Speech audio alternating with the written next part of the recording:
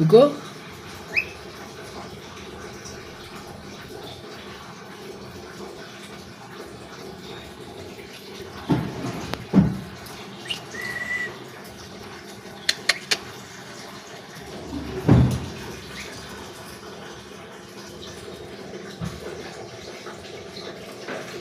শাশুড়ি মা